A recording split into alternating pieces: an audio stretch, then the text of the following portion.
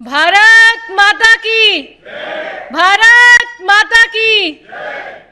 तो मैं शिवांगी जैन स्वतंत्रता महोत्सव सप्ताह के अंतर्गत राष्ट्रीय व्याख्यान माला की इस खास कड़ी में और स्वतंत्रता दिवस के खास दिन आप सभी अतिथिजनों का बहुत बहुत स्वागत करती हूँ और आप सभी को स्वतंत्रता दिवस की हार्दिक शुभकामनाएं। तो लहू से सींच कर इस चमन को जवानों ने सजाया है, लहू से सींच कर इस चमन को जवानों ने सजाया है, हर एक कतरे में तिरंगे का रंग समाया है। आजादी यूं नहीं मिली थी हवाओं के रुख बदलने से, आजादी यूं नहीं मिली थी हवाओं के रुख बदलने से, कुर्बानी देनी पड़ी थी सपनों को सच बनाने से। तो आप सभी का मैं एक बार फिर से बहुत बहुत स्वागत करती हूँ। तो आज का ये उत्सव, आज का ये दिन बहुत खास है और यह दिन सिर्फ उत्सव का नहीं है, आत्म मंथन का भी है कि हम आज़ाद भारत को कैसा बना रहे हैं। तो इन्हीं विचारों को दिशा देने और राष्ट्र निर्माण की चेतना को और प्रखर करने के लिए सुदर्शन न्यूज़ लगातार राष्ट्रीय व्याख्यान माला का आयोजन करता है 9 अगस्त से 15 अगस्त तक। तो आज के जो हमारे अतिथि हैं संगठन मंत्री विश्व हिंदू परिषद श्री मिलिंद परांडे जी, जिनका मैं बहुत बहुत स्वागत करती हूँ सुदर्शन परिवार की ओर से। और हमारे साथ कामधेनु ट्रस्ट के अध्यक्ष और आज के कार्यक्रम की जो अध्यक्षता करेंगे गौ भक्त हैं डॉक्टर नरेश शर्मा जी। डॉक्टर नरेश शर्मा जी का मैं बहुत बहुत स्वागत करती हूँ। तो मैं हमारे प्रधान संपादक सुदर्शन परिवार के मुखिया डॉक्टर सुरेश चवाणके जी से अनुरोध करूंगी कि आज के हमारे अतिथियों का सम्मान करें। एक बार जोरदार तालियां।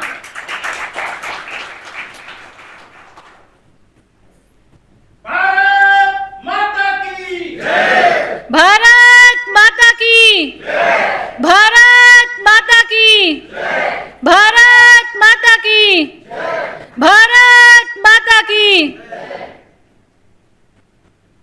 जय जय श्री राम, जय श्री राम, जय श्री राम, जय श्री राम। छत्रपति शिवाजी महाराज की जय, छत्रपति शिवाजी महाराज की जय। वंदे मातरम, वंदे मातरम, वंदे मातरम। तो एक बार जोरदार तालियां, तालियों में कमी नहीं रहनी चाहिए, आप लोग उत्साहवर्धन और तालियां भी बजाते रहिए जी।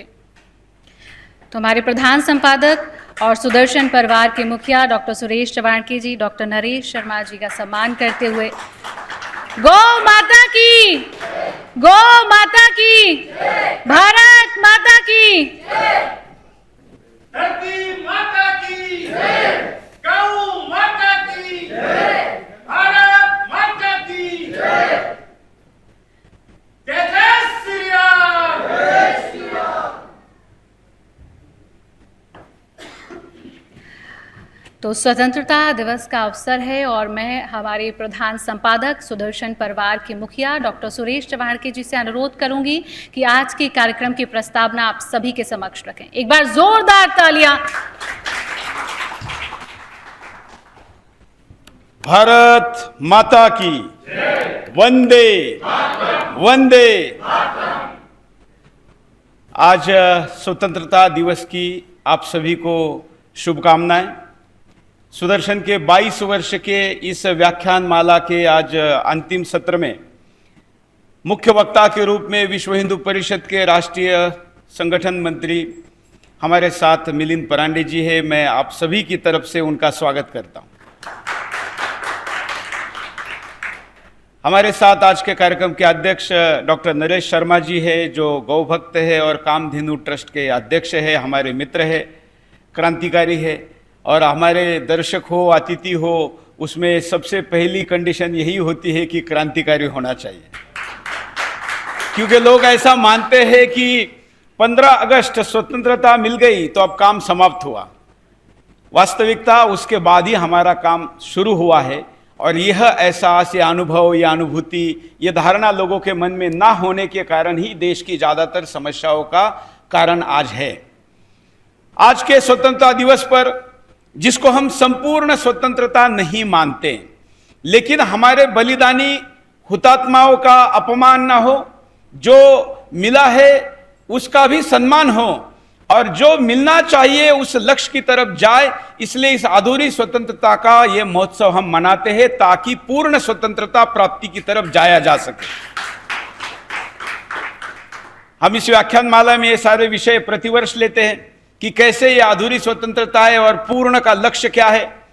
लेकिन आज का जो विषय है शाश्वत स्वतंत्रता के संकल्प, मतलब जो वो स्वतंत्रता जो शाश्वत होनी चाहिए, क्योंकि स्वतंत्रता का अनुपात में कभी 80%, 90% या 99% नहीं होता। वो होती है तो 100% होती है, नहीं तो नहीं होती है, ऐसी हमारी धारणा है। और इसलिए 100% स्वतंत्रता की तरफ चले जाने का लक्ष्य पूर्ण करने के लिए सुदर्शन न्यूज की स्थापना हुई है। जब सारे चैनल अपने आप को एक नंबर बनाने की दिशा में दावे करते हैं, प्रयास करते हैं, विज्ञापन देते हैं, तब सुदर्शन न्यूज चैनल का पहले दिन से संकल्प है और हमारा घोष वाक्य है कि केवल चैनल नहीं, देश नंबर 1 बनाना है।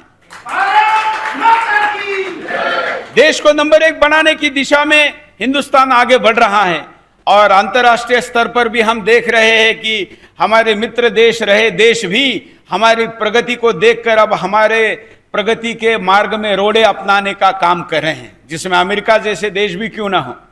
हमारे देश के सीमा के पास के शत्रु तो शत्रु थे ही, लेकिन सीमा के अंदर के मिनी पाकिस्तान भी आज बढ़ रहे हैं।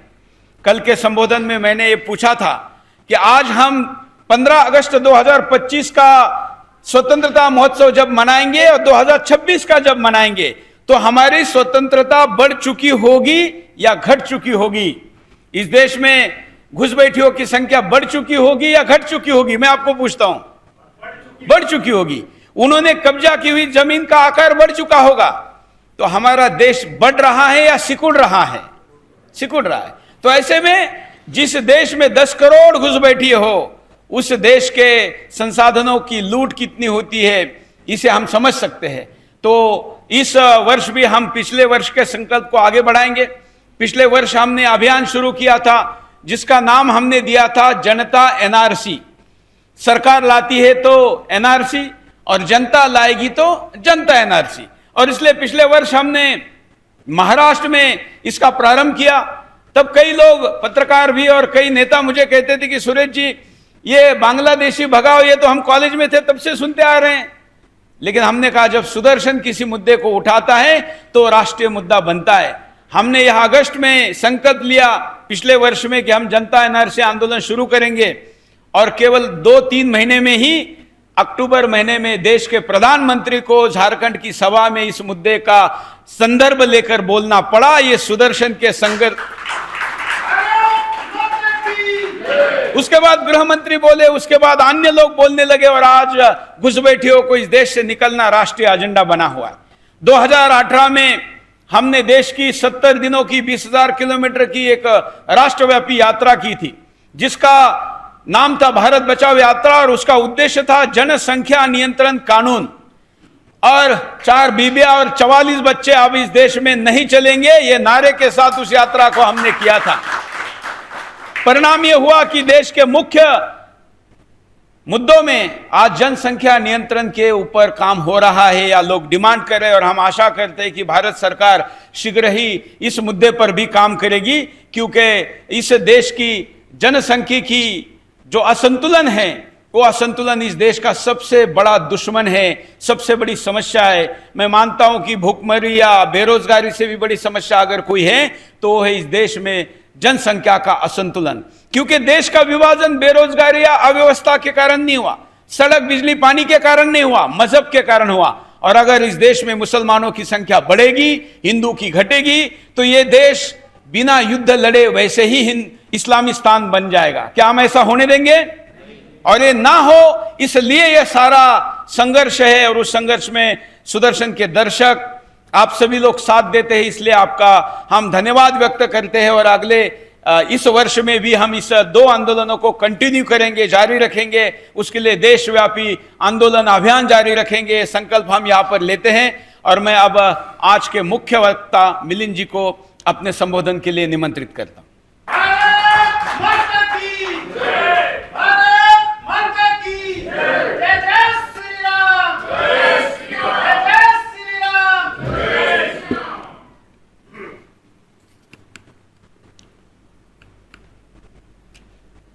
आदरणीय डॉक्टर नरेश जी,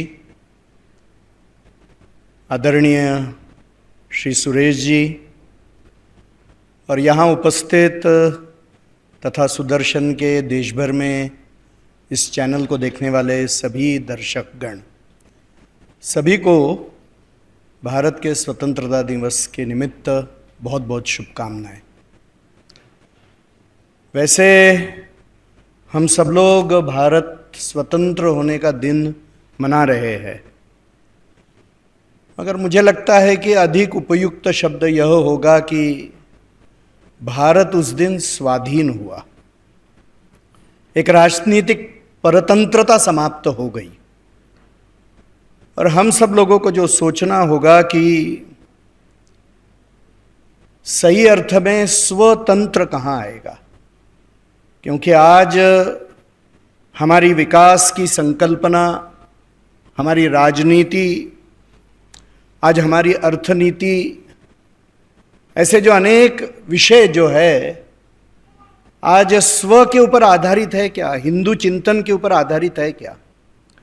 यह जब पूर्ण रूप से हो जाएगा तो ही सही अर्थ में इस देश में स्वतंत्र आ गया, यह देश स्वतंत्रता को प्राप्त कर लिया, यह हम कह सकेंगे।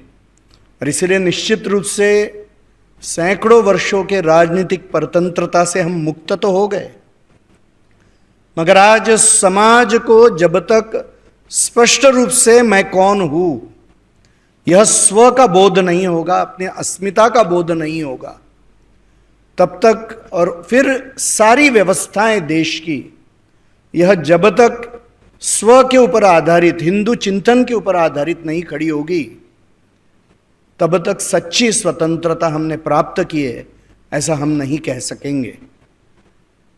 देखिए कि कुछ लोगों को ऐसा लग सकता है कि हिंदू चिंतन की ही बात क्यों की गई है। इसका एक कारण यह है कि कुछ लोग कहते कि इस देश में गंगा जमुनी संस्कृति है। ये बड़ा मजेदार शब्द है। हम यदि गए होंगे प्रयाग में तो गंगा जी और यमुना जी और सरस्वती जी का संगम है वहां पर। उसमें सरस्वती जी गुप्त है और गंगा जी और यमुना जी वहां पर है, मगर जब संगम हो जाता है तो उस नदी का नाम क्या रहता है? उस नदी का नाम गंगा ही रहता है, गंगा यमुना नहीं रहता है।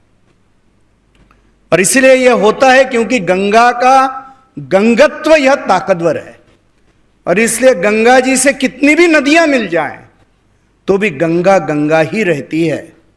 और इसीलिए इस देश में, इस देश का इतिहास यह हिंदुओं का इतिहास है, और हिंदुओं का इतिहास ही इस देश का इतिहास है। इस देश की संस्कृति यह हिंदू संस्कृति है, और हिंदुओं की संस्कृति ही इस देश की संस्कृति है। और इसीलिए इस देश का हित यह हिंदुओं के हित में है, और हिंदुओं का हित ही देश हित है।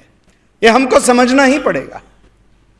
और यही एक स्व का बोध कि इसका आग्रह, और इसे हम ये एकदम आत्मविश्वास के साथ कह सकते हैं क्योंकि हिंदू हित किसी का भी अहित करने वाला नहीं है, वह किसी का अहित करके संपन्न होने वाला नहीं है। और इसीलिए हिंदू हित का विचार करते हुए जब हर नीति बनेगी तो वह नीति वह स्व के ऊपर आधारित है ऐसा हम कह सकेंगे।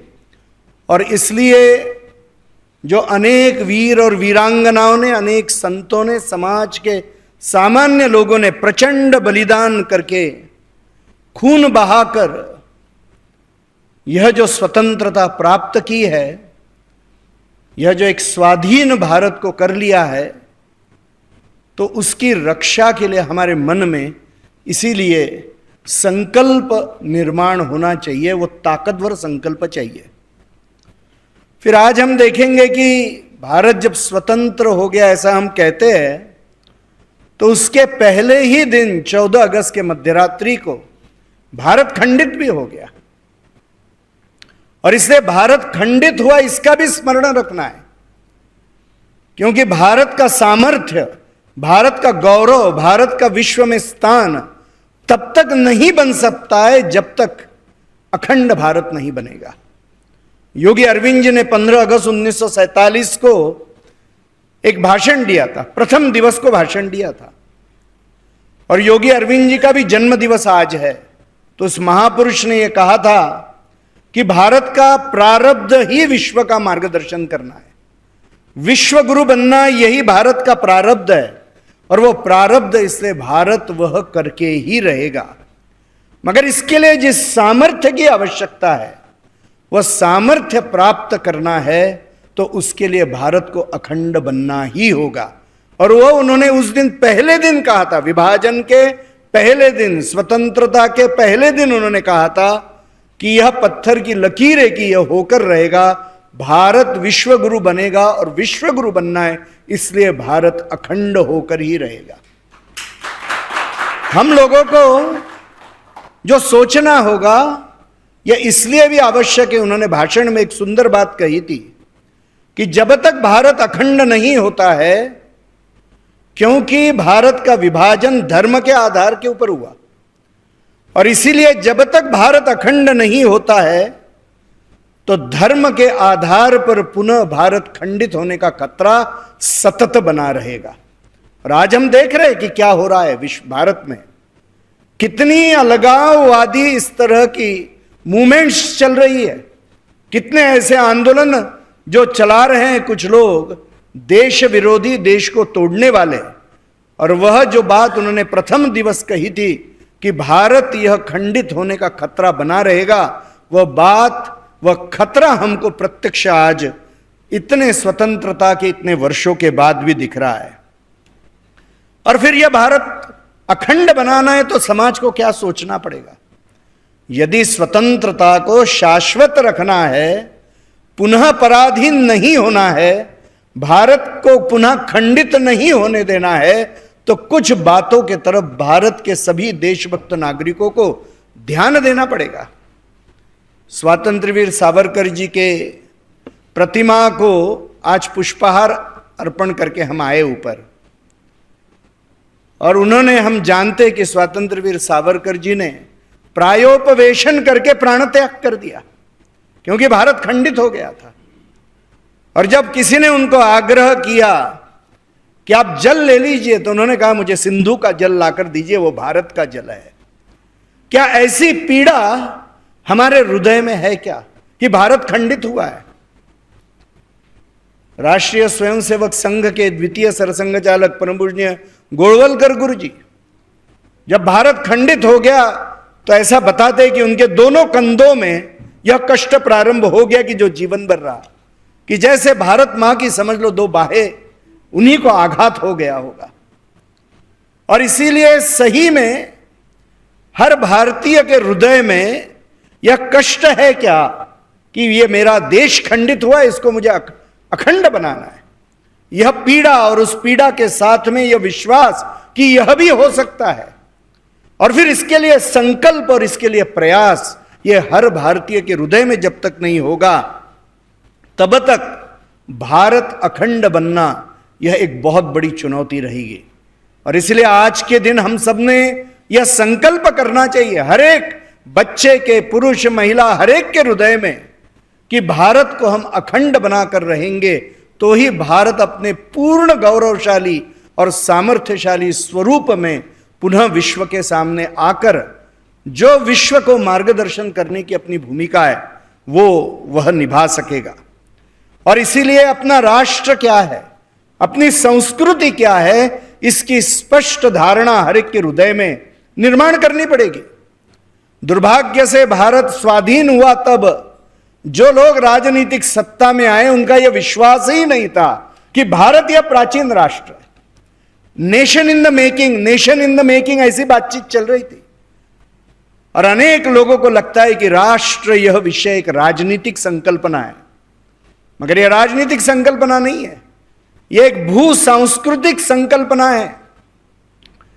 और इसीलिए जब हम कहते कि यह हिंदू राष्ट्र है तो यह बात न तो असंवैधानिक है न तो संविधान के विरोध में है, क्योंकि अनंत काल से यह हिंदू राष्ट्र रहा है, यह हिंदू राष्ट्र आज भी है, और भविष्य में भी रहेगा ही। इस हिंदू राष्ट्र को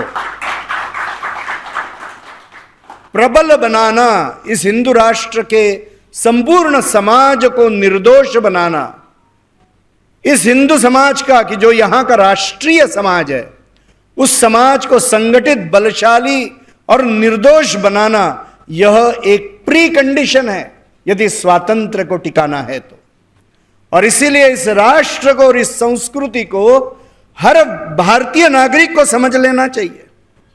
और फिर दूसरी बात, पुनः सावरकर जी की मैं बात करूंगा कि उन्होंने कहा कि हिंदू में जो एक बड़ा दोष आ गया वो सद्गुण विकृति का है। हमने अहिंसा का भी अतिरेक कर दिया। हमारे शास्त्र, हमारा चिंतन अत्याधिक या अतिरेकी अहिंसा नहीं कहता है। सामान्य बात हमको समझनी है, यदि हमारे देश के ऊपर यदि आक्रमण होगा तो क्या हम अहिंसा की बात करेंगे क्या? यदि हमारी बहु बेटियां, हमारा परिवार, हमारी संपत्ति, हमारा परिवार, इसके ऊपर यदि आक्रमण होगा, क्या हम अहिंसा की बात करेंगे क्या?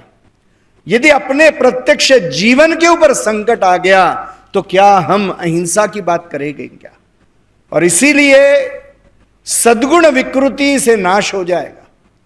कौन से गुणों का उपयोग कौन से परिस्थितियों में करना, यह तारतम्य नहीं रहेगा।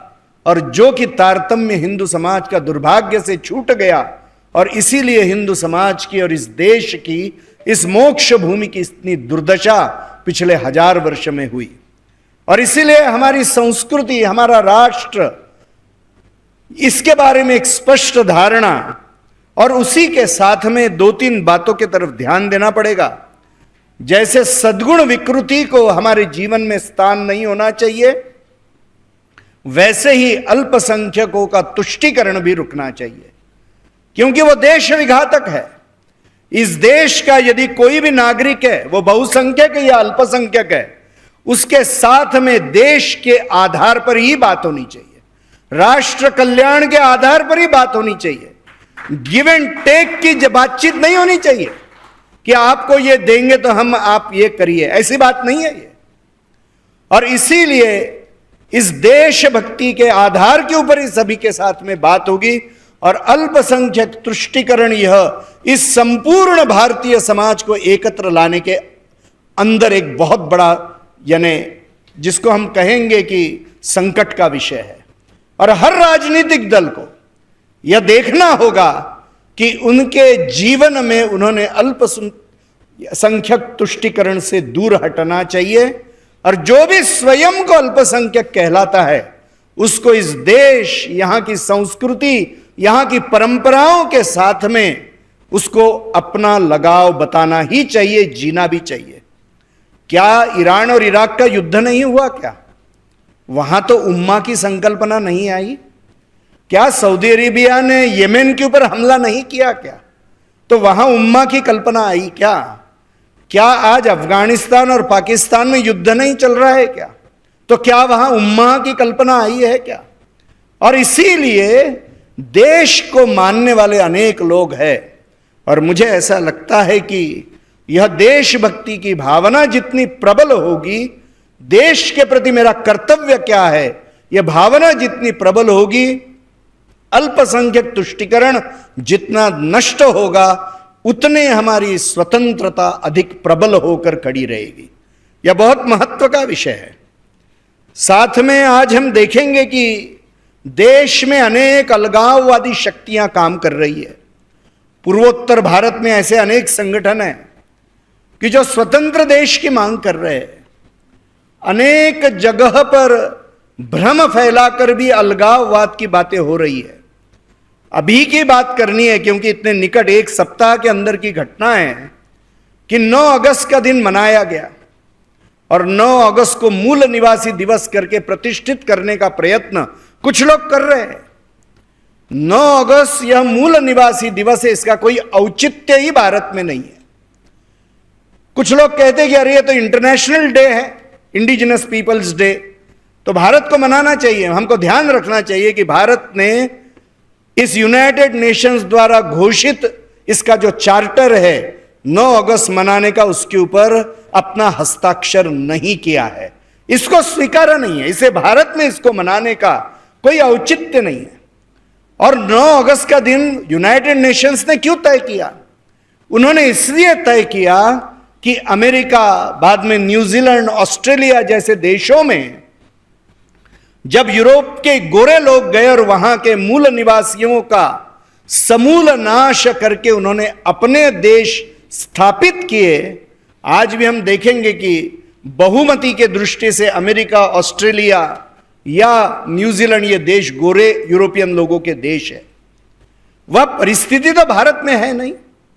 आज यहां का जनजातीय समुदाय यह नष्ट नहीं हुआ है। आज भी भारत में कम से कम 11 करोड़ यह जनजातीय समुदाय भारत के अनेक राज्यों में रह रहा है। वो अनादिकाल से रह रहा है और आज उनके मन में यह अलगाव का भाव निर्माण करने का प्रयास सब लोग कर रहे हैं कि भाई आप आदिवासी है, आप ही मूल निवासी है और बाकी सब लोग बाहर से आए हैं। तो यह षड्यंत्र है और कम्युनिस्ट विचार के और अन्य ऐसे ही लोग इसके पीछे लगे हुए हैं कि हिंदू समाज की एकात्मता को कैसे नष्ट करना। और ऐसे अनेक हथकंडे अभी चलाए जा रहे हैं। आप अलग है ये बताने का प्रयत्न हो रहा है। अरे भाई, रामायण में राम जी शबरी माता के घर गए बेर खाने के लिए। राम जी लाखों वर्ष पहले हुए और उस समय राम जी भी थे और शबरी माता भी थी, तो दोनों भी थे ना। महाराणा प्रताप ने जब मुगलों से लड़ाई की तो राणा पूंजा भील उनके कंधे को कंधा लगाकर यह लड़े हैं। वह अकेले भील राजा थे कि जिनको राणा यह पदवी मिली हुई है। आज हम देखेंगे कि रानी गाइडिनल्यू नागालैंड में उन्होंने ब्रिटिशों के विरुद्ध संघर्ष किया। भगवान बिरसा मुंडा कि जिन्होंने ईसाई मतांतरण के विरुद्ध जबरदस्त संघर्ष किया और ब्रिटिशों के विरुद्ध जबरदस्त लड़ाई की, ईसाइयों के जेल में ही अत्यंत कष्ट देकर फिर उनकी मृत्यु हुई। आज सिद्धू कानू भगत है, टंट्या मामा भील है और अल्लूरी सीताराम राजू, ऐसे कितने नाम हर राज्य में ऐसे नाम निकलेंगे। महाराष्ट्र के भी भांगरे जी, महादेव जी, ये महादेव कोड़ी जनजाति समुदाय के जिनकी पहली फांसी ठाणे के जेल में हुई है। कितने उदाहरण देश भर के हर समय के। जब इस देश के ऊपर आक्रमण हुआ तो यहां का जनजातीय समुदाय यह शेष हिंदू समुदाय के साथ खड़े होकर सतत लड़ा है। और इसलिए 9 अगस्त का दिन यह भारत में मनाने की आवश्यकता नहीं है। यह हिंदू समाज की एकात्मता तोड़ने का एक षड्यंत्र है। मनाना ही है किसी को तो जनजातीय गौरव दिवस जो 15 नवंबर है, जो भगवान बिरसा मुंडा जी का जन्म दिवस है, उसको मनाने की आवश्यकता है।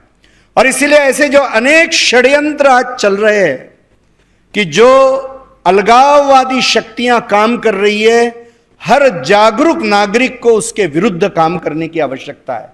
क्योंकि हमारी एकात्मता टिकेगी। यह एकात्मता विलक्षण है, यह एकात्म विविधता है। हम यूनिटी इन यूनिफॉर्मिटी नहीं मानते हैं। यूनिटी इन यूनिफॉर्मिटी नहीं मानते हम लोग, यह समझना पड़ेगा। हमारी विविधता, हमारा गौरव है, वो विभेद नहीं है। मगर इस सारी विविधताओं में हम जो एकात्मता है, और वो हमारे यहां तो हिंदू चिंतन में वह स्पिरिचुअल है, आध्यात्मिक है। उस एकात्मता को यदि हर हिंदू ध्यान में रखेगा तो कभी भी विभेद यह निर्माण नहीं हो सकेगा।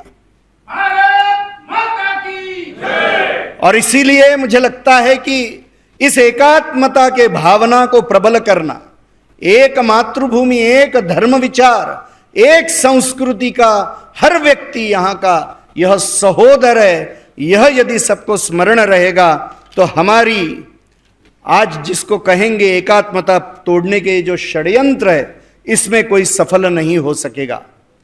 आज इस संघर्ष के 1000 वर्ष के कालखंड में हम देखेंगे कि हमारी जो चारित्र्य है, राष्ट्रीय चारित्र्य, यह कमजोर हो गया है। हम क्या बोल रहे हैं, हम क्या सोच रहे हैं, हम क्या कर रहे हैं, ये देश हित में है कि नहीं, समाज हित में है कि नहीं, इसका विचार हमारे हृदय में नहीं है। हमको मिर्जा राजे जयसिंह और शिवाजी महाराज जी की कथा पता है। औरंगजेब ने शिवाजी महाराज जी के ऊपर चढ़ाई करने के लिए उनको भेजा।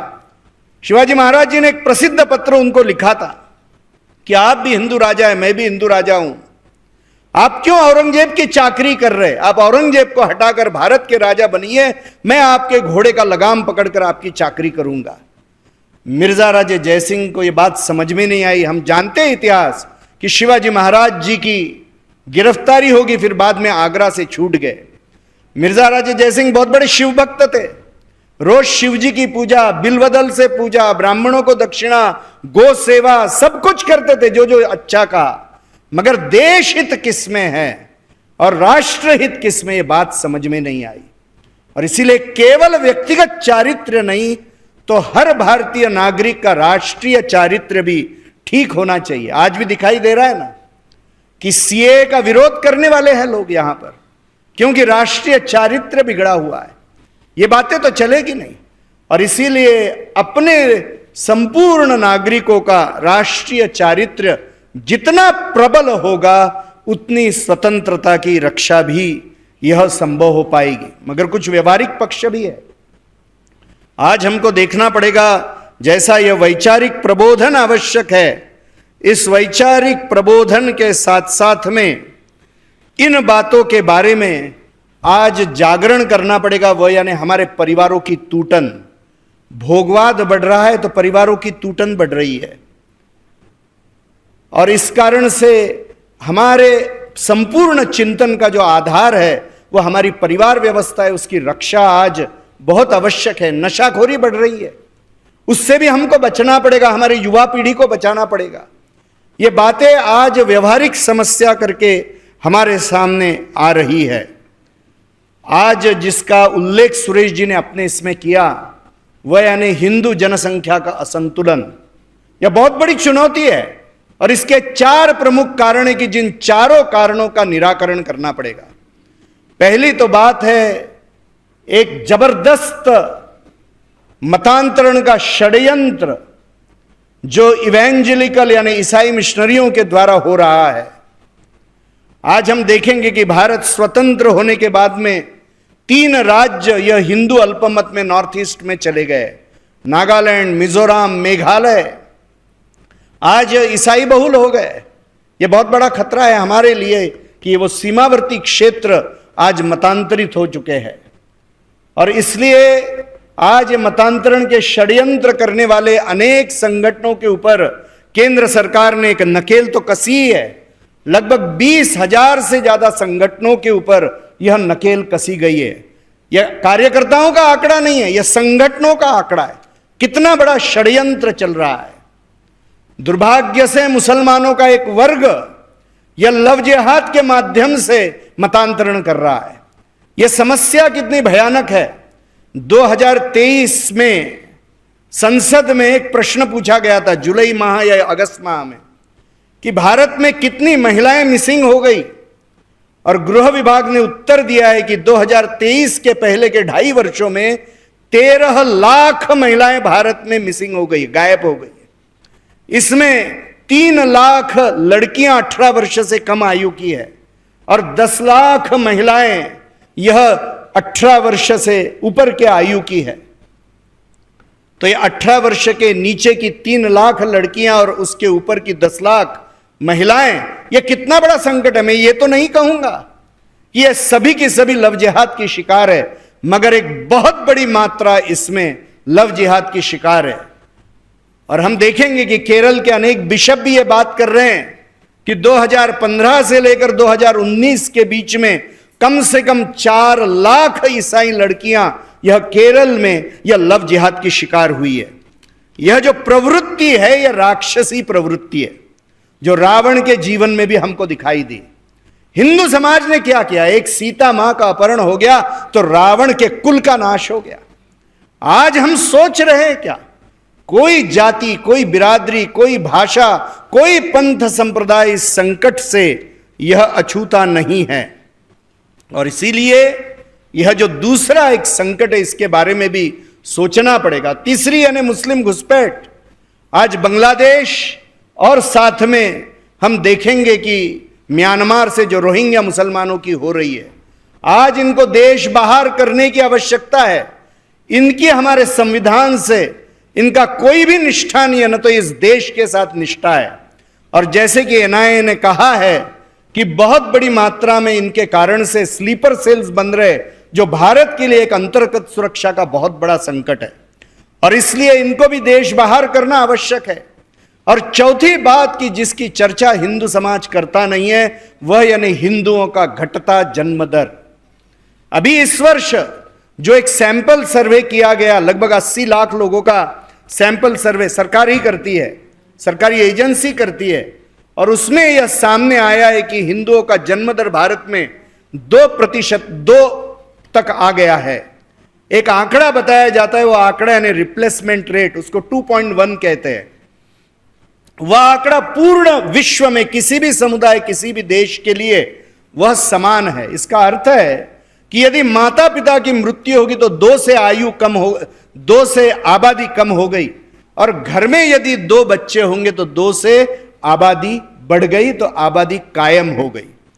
आज यदि 2 यह भारत का बर्थ रेट है, संपूर्ण भारत का, और आज ऐसा माना है कि मुसलमानों का जो बर्थ रेट है वो 2.3 से ज्यादा है, और मुसलमानों की इतनी बड़ी आबादी अपने देश में है, उनका यदि बर्थ रेट 2.3 है और देश का यदि 2 है, तो इसका अर्थ हिंदू समाज का बर्थ रेट यह ऑलरेडी नीचे चला गया है।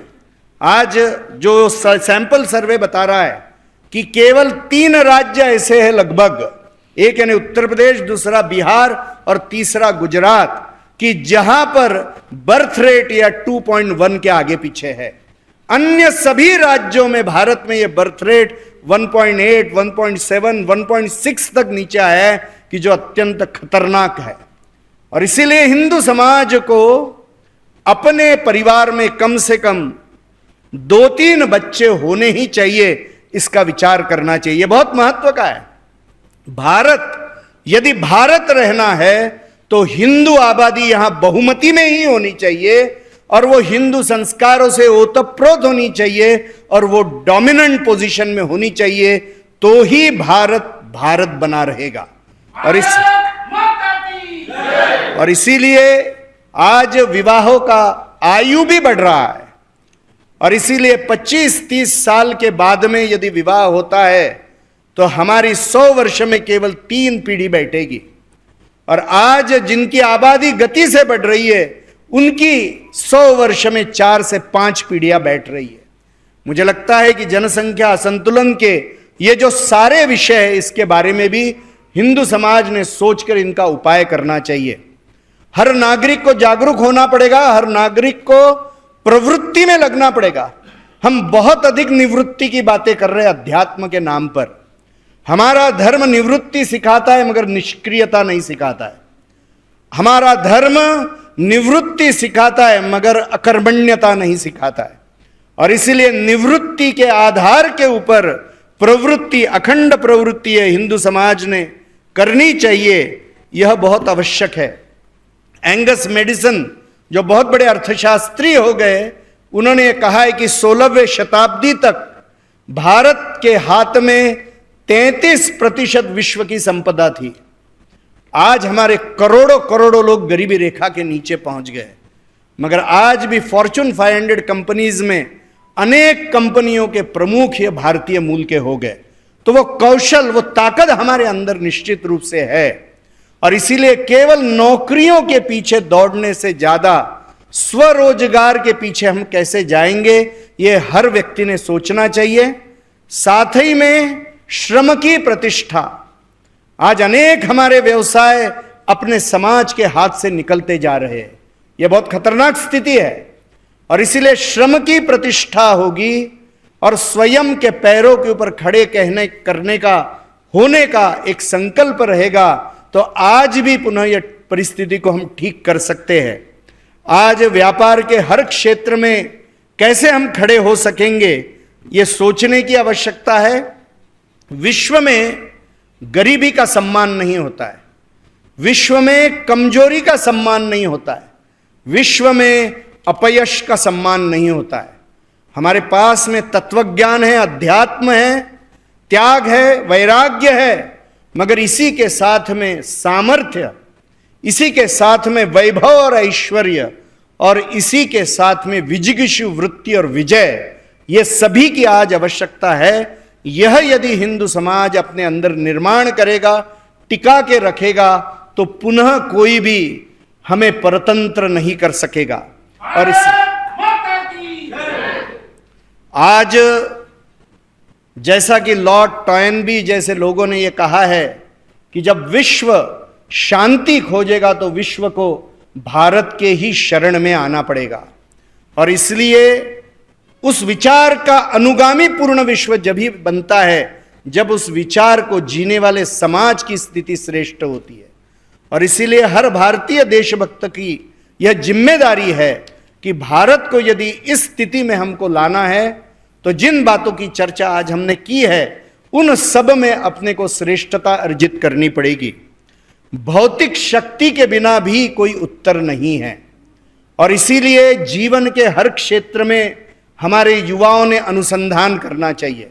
आज अपने देश में रिसर्च एक्टिविटी कम हो गई है, नहीं तो सारे शोध पूर्व में भारत से ही निर्माण हुए, और इसलिए शोध कार्य में युवाओं ने लगना, श्रम की प्रतिष्ठा अपने जीवन में निर्माण करना, एकात्मता के भाव को बढ़ाना और व्यापार करते हुए पुनः वैभव और ऐश्वर्य कमाना, यह सारी बातें करते हुए हिंदुनिष्ठ बनते हुए अपने संस्कृति और धर्म विचार में यदि हम विश्वास रखकर राष्ट्र प्रथम यह भाव लेकर यदि हम जिएंगे तो पुनः हिंदू समाज को परतंत्रता नहीं भोगनी पड़ेगी। इस स्वतंत्रता की रक्षा यदि करनी है तो यह हर नागरिक का कर्तव्य है। मुझे लगता है कि यह अच्छाई और बुराई का संघर्ष जो हिंदू समाज अपने जीवन काल में देख रहा है, हमको अच्छाई की बाजू लेकर अपना कर्तव्य निभाना पड़ेगा। किसी एक संगठन या किसी समाज के एक वर्ग को हम यह ठेका नहीं दे सकते हैं। यह कर्तव्य हर ही नागरिक का है, वह कर्तव्य हमको निभाना चाहिए। हम केवल अपने परिवार और केवल अपने करियर के लिए न जिए। जो हिंदू चिंतन का मूलभूत बिंदु है कृतज्ञता का भाव, तो अपने देश और अपने समाज के प्रति कृतज्ञता का भाव हृदय में धारण करते हुए जो मेरे सिर के ऊपर इस देश का, इस समाज का ऋण है, इस राष्ट्र का ऋण है, उसको हर नागरिक ने फेडना चाहिए। मुझे लगता है कि इसका स्मरण यदि हम सब लोग रखेंगे तो देश पुनः गौरवशाली स्थिति में आएगा और हमारे देश को और अपने समाज को कोई भी पुनः परतंत्र नहीं कर सकेगा। मुझे लगता है कि आज के इस स्वतंत्रता दिवस के समय हम सब लोग भारत को अखंड बनाने का संकल्प करें और इन बिंदुओं के ऊपर विचार करते हुए अपना पूर्ण योगदान इस कार्य में दे। वंदे मातरम।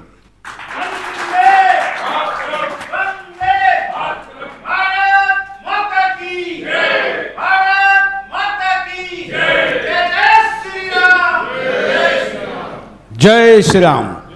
अब हम एक 10 मिनट से 15 मिनट प्रश्नोत्तर लेंगे। जो विषय रखा गया है इसी पर माननीय मिलिंद जी उसका उत्तर देंगे। प्रश्न जो पूछना चाहे उन तक माइक जाए। मिलिंद जी, जैसा कि हम लोग बात करते हैं अखंड भारत की, अखंड भारत बात तो करते हैं, लेकिन अखंड भारत के लोगों, अभी हमारे खुद के भारत में इतना विकास नहीं हो पाया, लोगों के अंदर में जागरूकता नहीं कर पाए। तो अखंड भारत होने के बाद, वो तो खैर बहुत बड़ी जिम्मेदारी हो गई लोगों के बारे में अवेयरनेस फैलाना, लेकिन जो हमारे अभी फिलहाल की जागरूकता है, इसके ऊपर जो कार्य हो रहा है, इसमें जो मुझे लगता है कि बहुत ज़्यादा ज़रूरत है लोगों को पुरानी चीज़ें बताना। सवाल पूछिए, सलाह मत। सवाल ये है कि जैसे हमारे बच्चे हैं, जैसे हमारे जो युवा वर्ग है, उन युवा वर्गों के पास ये अभी जो बुक्स होती हैं, जो स्कूल में पढ़ाई जाती है, उसमें ही ज्ञान बहुत सारी चीज़ें ऐसी नहीं होती। जैसे आपने अभी कुछ महापुरुषों के नाम बताए, उनका नाम हमने पहली बार सुना, जबकि हम इतने सालों से मतलब इतने बड़े हो गए हैं, लेकिन उनके नाम अभी तक हमने पहली बार सुने। तो ये जागरूकता बहुत ज़रूरी है बच्चों के अंदर। ऐसा है कि शिक्षा नीति का बहुत बड़ा महत्व है, और इसलिए जो मैंने स्व के ऊपर आधारित शिक्षा नीति मुझे लगता है देश में इसके ऊपर काम प्रारंभ हुआ है और कुछ ही दिनों में हम उसको देखने को भी देख सकेंगे। शायद लोअर लेवल और हाईएस्ट लेवल दोनों जगह पर उसका प्रारंभ हो गया है। तो शिक्षा नीति यह अपने राष्ट्रीय आदर्शों के ऊपर आधारित होनी चाहिए, ऐसा स्वामी विवेकानंद जी सतत कहते थे। यदि वो हमारे राष्ट्रीय आदर्शों के ऊपर आधारित नहीं होगी तो वो केवल अर्थगामी बनेगी। और इसलिए, और ये जैसा दीनदयाल जी कहते थे, जो बहुत बड़े विचारक होकर गए, दीनदयाल जी उपाध्याय, वो ये कहते थे कि यानी सभी के कल्याण की ऐसी वह निश्रेयस और अभ्युदय दोनों का करने वाली वह शिक्षा नीति चाहिए। तो यह एक पक्ष है। और संस्कारों का पक्ष भी उतना ही महत्व का है जो परिवार में होना चाहिए। एक तो शिक्षा के माध्यम से पक्ष ये होगा, और दूसरा अपने परिवार में। आज हम परिवार में केवल करियर सिखा रहे हैं, मगर अच्छा व्यक्ति कैसे बनना, देशभक्त कैसे बनना, इसका महत्व नहीं है। भ्रष्टाचार आज इतना फैला है, तो घर में कोई ऑब्जेक्शन नहीं कर रहा है ना कि आय से ज़्यादा वस्तु घर में आ रही है तो ये ठीक नहीं है, ऐसा कहने वाला घर में कोई बचा नहीं है। इसलिए सारी अच्छाई बुराई परिवार से प्रारंभ होती है। तो परिवार व्यवस्था में संस्कार और शिक्षा में संस्कार, और फिर आज हमने वैभव कमाना, ऐश्वर्य कमाना, ये बुरी बात नहीं है। धन का तो दो ही उपयोग है, भोग और दान, वो दोनों भी बातें करनी चाहिए। धर्म आधारित भोग करना चाहिए तो अकल्याण नहीं होगा, और दान तो करना ही चाहिए तो सबका कल्याण होगा, मुझे लगता है। और तीसरी बात, शक्ति की उपासना सिखानी चाहिए। स्वामी विवेकानंद जी कैसे कहते हैं कि weakness is death, strength is life. आज हमारे जो कुछ भी हमारे पास में, उसकी रक्षा करनी है, कमाना है और टिकाना भी है, तो दम चाहिए। वो दम नहीं होगा तो केवल बातचीत का कोई उपयोग नहीं है। अपने यहाँ पे एक श्लोक बताए, कराग्रे वसते लक्ष्मी करमध्य सरस्वती करमूले तो गोविंद। अभी करमूल यानी कलाई है हमारी, कराग्रे वसते लक्ष्मी और सरस्वती दोनों भी लूटी गई। क्यों? क्योंकि राष्ट्रीय ये जो कलाई है ना, उसका दम कम हो गया। और इसलिए संगठन का दम, समाज का दम, व्यक्ति का दम, ये ताकत की उपासना नहीं करेंगे तो आप कुछ भी नहीं कर सकते। अगला भाई। हाँ, नमस्कार भाई साहब, मेरा एक प्रश्न ये है कि हम अखंड भारत की बात करते हैं। अभी भारतवर्ष के अंदर ही कुछ ऐसे जो है जिहादी मानसिकता के लोग हमारे भारतवर्ष में रहते हैं। भारत को ही जो है अखंड बनाने में हमें इतना जो है समय लगा, अगर जो दूसरे देश भी हमारे भारत के साथ जुड़ते हैं, तो उन जिहादियों का क्या इलाज होगा जिससे अगर भारत में सम्मिलित होंगे तो भारत जो है दोबारा से जो है टूटेगा नहीं? क्योंकि बहुत ऐसा है कि जब लोगों ने और महापुरुषों ने ये बात कही है तो बहुत सोच समझ कर कही है। जैसे योगी अरविंद जी, स्वामी विवेकानंद जी, अन्य भी महापुरुष, तो ये कोई सामान्य लोग, ये दृष्टा लोग हैं जो सभी भूत का, वर्तमान और भविष्य के आगे जाकर सोचते हैं। जब हम अखंड भारत की बात कर रहे हैं तो अखंड भारत, ये हिंदू डोमिनेंस, इसकी बात मैंने कही है। और आज अनेक मुसलमान मजहब के अनुयायी हिंदू बनना चाह रहे, उनको हिंदू बनाना यह हिंदू समाज ने सोचना चाहिए। जैसे आपको बताऊं कि अजमेर और ब्यावर के क्षेत्र में लगभग पृथ्वीराज चौहान के मृत्यु के बाद में हजारों राजपूत परिवार यह जबरन मुसलमान बनाए गए। तो वहाँ पर जब एक गतिविधि चली समझाने की और करने की, तो लगभग 1.5 लाख राजपूत मुसलमान पुनः हिंदू धर्म में आया। वहाँ के राजपूत हिंदू समाज ने यह चिंतन किया कि हमको स्वीकारना चाहिए, हमारे हैं। प्रश्न आता है रोटी बेटी व्यवहार का, तो जब हिंदू समाज ने वो समझ लिया तो लाखों लोग वापस आ गए। और इसलिए जब हम अखंड भारत की बात कर रहे हैं और हम संख्या से डर रहे हैं, तो डरने की आवश्यकता नहीं है। हिंदू समाज की ये हाजमा शक्ति बढ़ानी चाहिए, ये आवश्यक है। दूसरी बात, कुछ मुसलमान ऐसे निश्चित है कि जो गोहत्या नहीं करते हैं, जो दंगा नहीं करते, जो लव जिहाद नहीं करते, वो मुसलमान रहे नहीं रहे तो क्या फर्क पड़ता है। और फिर मुसलमानों में एक वर्ग है कि जो कट्टर हो गया है, जो जिहादी हिंसा करके हिंदू समाज को डराना चाहता है। आज भी ऐसी घटनाएं हो रही है। तो हिंदू समाज का बल इतना बड़ा होना चाहिए। देखिए, मिलिट्री, पुलिस, सरकार जो कानून के दायरे में रहकर करना है वो सब कुछ करेगी, मगर हिंदू समाज का बल इतना बड़ा चाहिए कि ऐसे किसी भी हिंसा को भी वो दबा सके। ये दोनों तीनों बातें एक साथ चलेगी, तब हम अखंड भारत की बात कर रहे, बिना आधार की नहीं कर रहे। कानून हाथ में नहीं लेना है, मगर जब तक पुलिस, सरकार रक्षा करने के लिए आपको आएगी तब तक तो जीवित रहना है ना। ये हिंदू समाज सोच रहा है कि नहीं इसके बारे में? बिल्कुल। अगला सवाल। भाई साहब नमस्कार। आज से 100 वर्ष पहले भारतवर्ष में हिंदू बहुसंख्यक थे, आज भी बहुसंख्यक हैं, लेकिन ऐसा अक्सर कहा जाता है कि हिंदू और जागरूक होना चाहिए, हिंदू जागरूक नहीं है। 100 वर्ष पहले भी यही बात कहते थे, तो इसके भाई साहब क्या कारण हो सकते हैं और कैसे ये सुधार हो सकता है कि हिंदू जागरूक हो और फिर वो भारतवर्ष बना रहे, जैसा आपने कहा कि तभी बहुसंख्यक हो सकते हैं, तभी हो सकता है। देखिए, 1,500-2 हजार वर्ष से हम सतत लड़ रहे हैं। इतना आक्रमण किसी भी समाज के ऊपर नहीं हुआ है विश्व में। मारकाट में, युद्ध के मैदान में 10 करोड़ हिंदू मारे गए, 10 करोड़ हिंदू गुलामों के बाजारों में बेचे गए। आज विश्व में 126 देश ईसाई बन गए, आज विश्व में 50 से ज़्यादा देश इस्लामिक बन गए। 1000-1500 साल के संघर्ष के बाद भी आज 130 करोड़ हिंदू इतने बड़े भूभाग में रह रहा है, तो किसी के दया के कारण से नहीं रह रहा है, मगर नुकसान हुआ है। और इसलिए इतने विशाल समाज की जो लगभग 6-6.5 लाख गांवों में फैला हुआ है, जो लगभग 16-17 प्रमुख भाषा, 900 बोली भाषाएं बोल रहा है, उसको समेटना खेल नहीं है। और इसीलिए मैंने कहा कि कोई एक संगठन या कोई एक वर्ग ये काम नहीं कर सकता है, हर हिंदू का ये काम है। यह अनुभूति हिंदू को देना ये मुख्य काम है कि ये मेरा कर्तव्य है, ये मेरा देश है।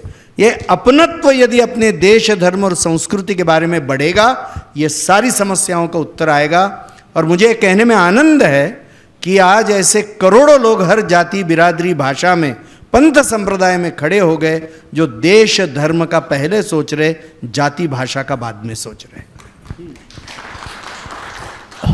नमस्कार। मेरा भी प्रश्न लगभग वही है। चिंता का विषय यह है कि मैं एक गांव की पृष्ठभूमि से हूं।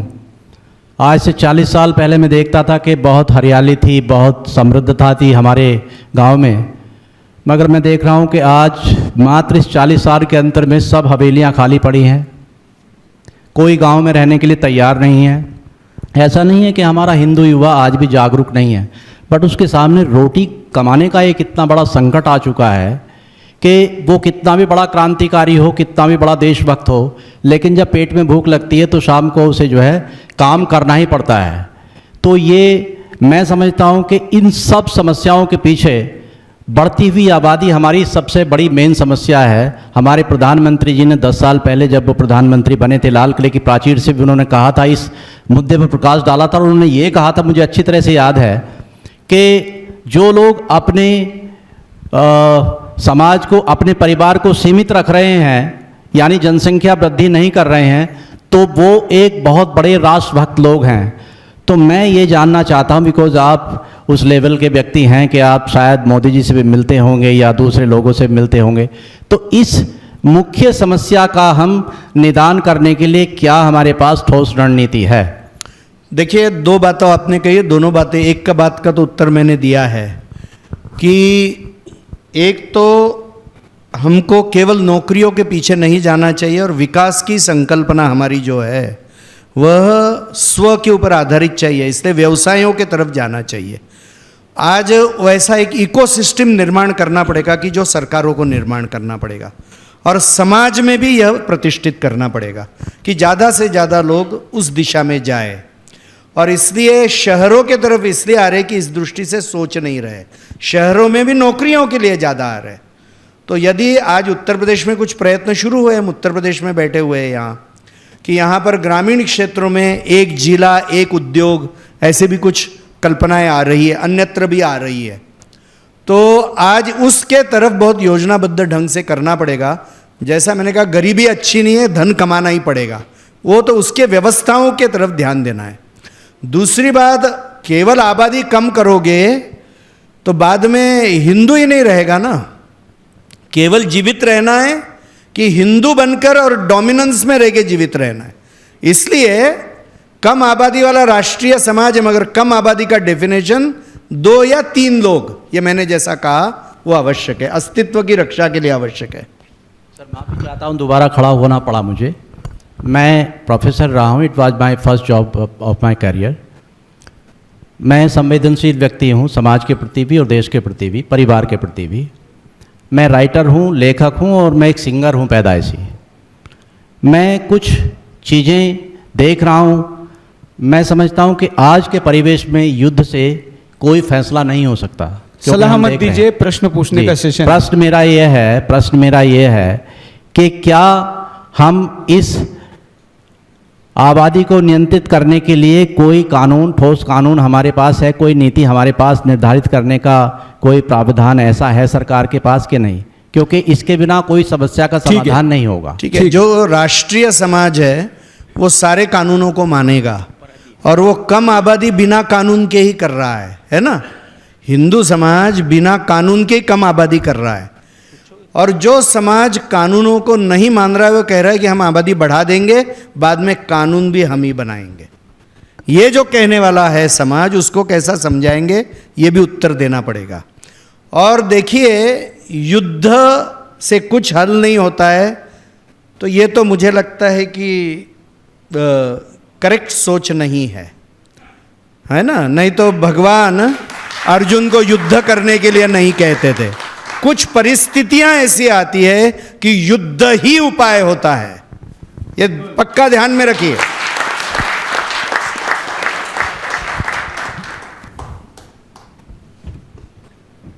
तो हम सभी सौभाग्यशाली हैं कि हमें श्री मिलिंद परांडे जी का मार्गदर्शन मिला। सर बहुत बहुत धन्यवाद आपका, आपके शब्दों ने हम सभी को अभिभूत किया है। और अब मैं आमंत्रित करूंगी नरेश जी को, जो अब संबोधन करेंगे आप सभी के सामने। नरेश जी, बहुत बहुत तालियां। एक मिनट सर, नरेश जी खड़े हो इसके पहले, जो क्योंकि ये मंच से ये वीडियो जा रहा है और आप इतने बड़े विश्व के सबसे बड़े संगठन के मुखिया है। जनसंख्या नियंत्रण पर हमने जो आपने कहा संतुलन की बात, तो हमने कानून 18 में कहा था, हम दो हमारे दो तो सबके दो, लेकिन ये ध्यान में आ रहा है कि मुस्लिम समाज इसका पालन नहीं करेगा, तो हमने एक नया सुझाव दिया है, इसका कानूनी प्रावधान दिया है और विश्व के कई देशों के संदर्भ दिए हैं कि एक ऐसा कानून बनाया जाए जिसमें जो भी कम्युनिटी 2.1 से ज़्यादा आबादी पैदा करेगी उस पर वो लागू होगा। इस समय अगर मैं कहूँ तो हिंदू 1.9 1.8 तक आ चुका है, ऐसे में मुसलमान ज़्यादा कर रहा है तो कानून मुसलमान पर तब तक लागू होगा जब तक वो संख्या में 2.1 से ज़्यादा पैदा करेगा। ये सुझाव है।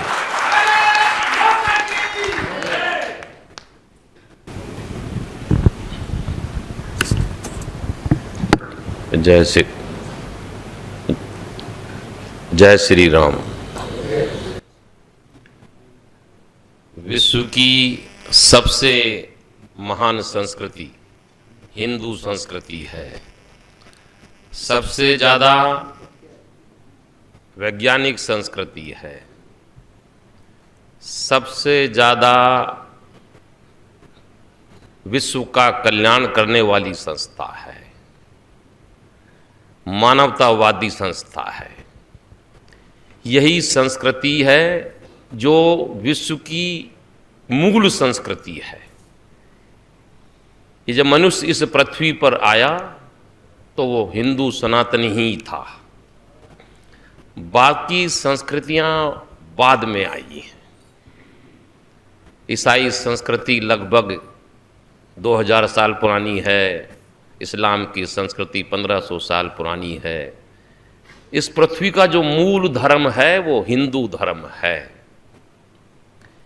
यही मानवता का धर्म है, क्योंकि इसकी एक एक बात अगर आप देखोगे तो यही विश्व में के लोगों को आनंद से जीवो और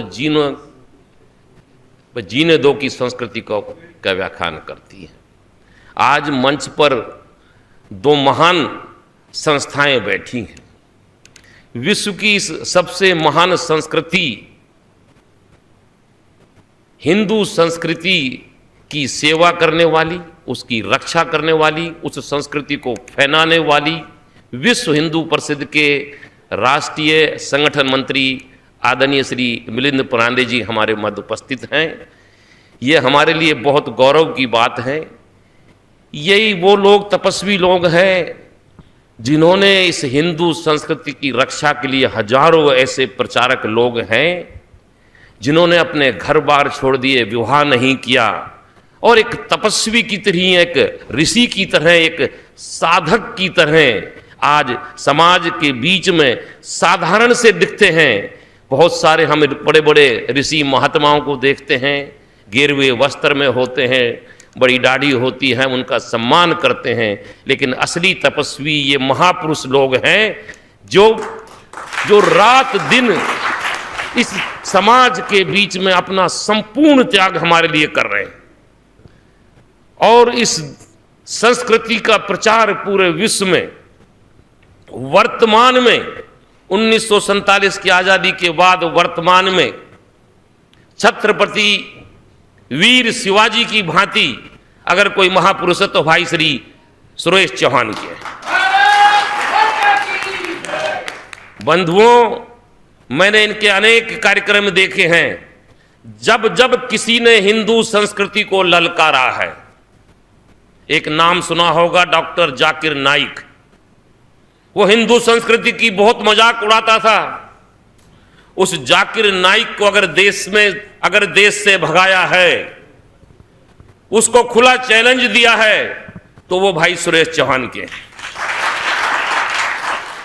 एक और व्यक्ति ओवैसी का नाम सुना होगा, वो भी भारतीय संस्कृति पर बहुत आघात करता है, कहता है कि हमें 15 मिनट को खुला छोड़ दो।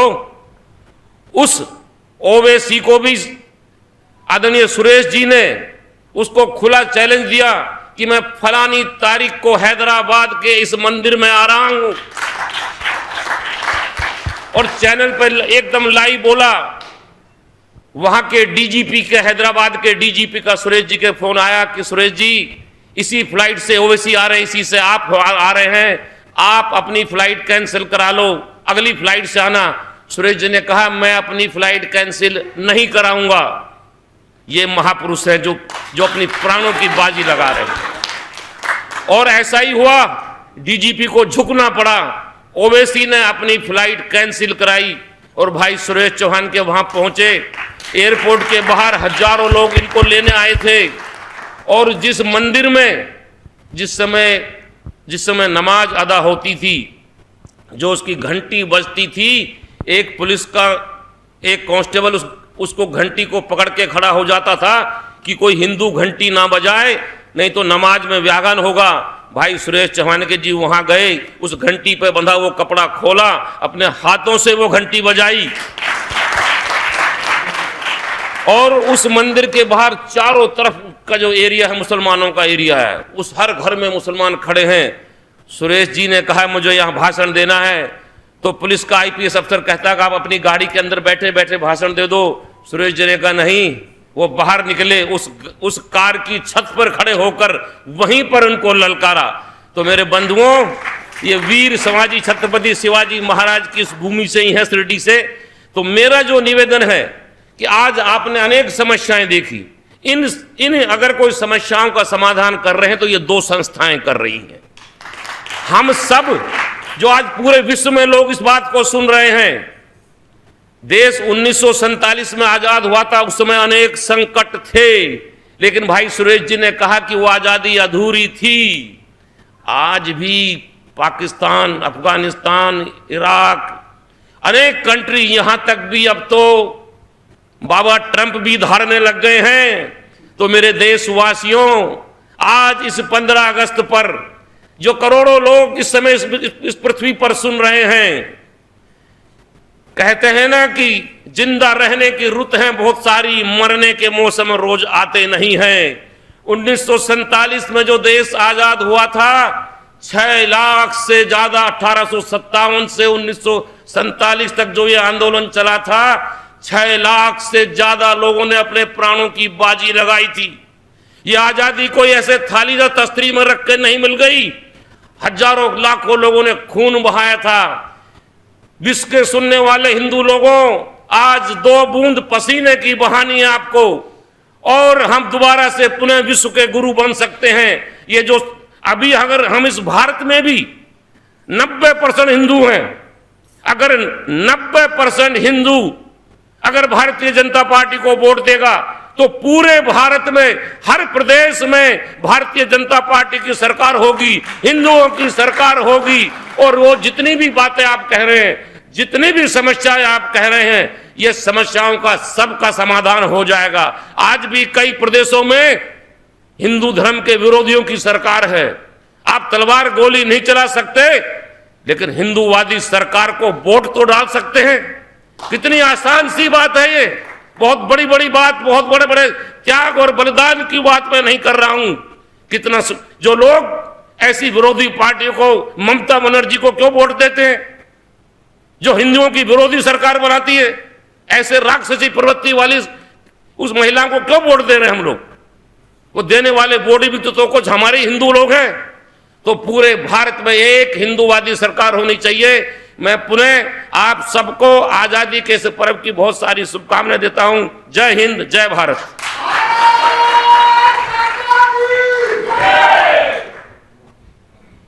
नरेश जी, आपका बहुत बहुत धन्यवाद। आपके शब्दों ने हम सभी को अभिभूत किया है।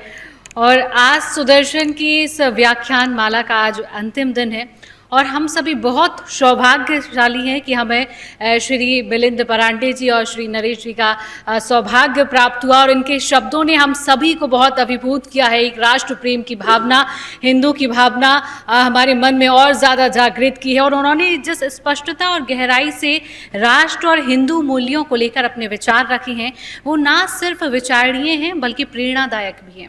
उनकी बातों ने हमें स्मरण कराया है कि राष्ट्र की चेतना और सांस्कृतिक विरासत को समझना, जीना और आगे बढ़ना हर जागरूक नागरिक की जिम्मेदारी है। तो राष्ट्रीय व्याख्यान माला का आयोजन हर वर्ष की तरह इस वर्ष भी किया गया है। इसके लिए मैं सबसे पहले धन्यवाद देना चाहूँगी सुदर्शन परिवार के मुखिया, हमारे प्रधान संपादक डॉक्टर सुरेश चवाणके जी का। ये सफल आयोजन हुआ है। आप सभी श्रोताओं का, हमारी टेक्निकल टीम की वजह से ये आयोजन सफल हो पाए, तो आप सभी का बहुत बहुत धन्यवाद। जय हिंद, जय भारत। एक बार जयकारा लगाएंगे, भारत माता की। 2 निमंत्रण दे देता हूं। एक तो सार्वजनिक कार्यक्रम जो अपने यहाँ होते हैं उसमें ये व्याख्यान माला जिसका समापन अभी हो गया। अभी 10 दिन गणपति चलेंगे तो शाम को 6 बजे उसकी आरती होती है, उसमें आप सभी निमंत्रित है, जो यहाँ भी है और जो इस कार्यक्रम को डिजिटली देख रहे हैं। प्लस यहाँ उसके बाद का अगला सार्वजनिक कार्यक्रम होगा शस्त्र पूजन का।